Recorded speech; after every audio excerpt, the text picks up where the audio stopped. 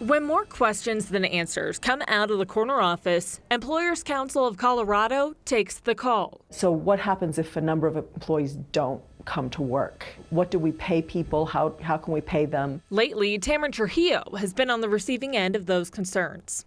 I'm the Director of Human Resource Services. She says Colorado employers have the new strain of coronavirus on the brain. They're alarmed, but nobody's freaking out. That's understandable. As of Wednesday afternoon, Colorado has no known cases of COVID-19. Employers tend to react to what's in front of them, and it hasn't shown up in front of them just yet. Nationally, companies are making plans for if an outbreak were to force employees to stay home.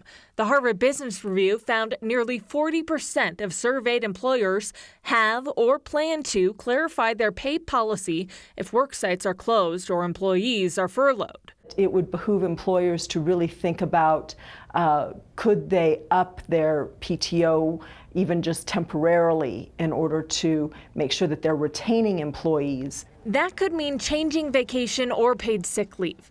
On its website, the CDC says the best way to prevent illness is to avoid being exposed to this virus and urges people to stay home when you're sick. So employers are starting to kind of think about, okay, what are we going to be telling employees when we do see that show up in our workplace? Allie Levine, 9 News.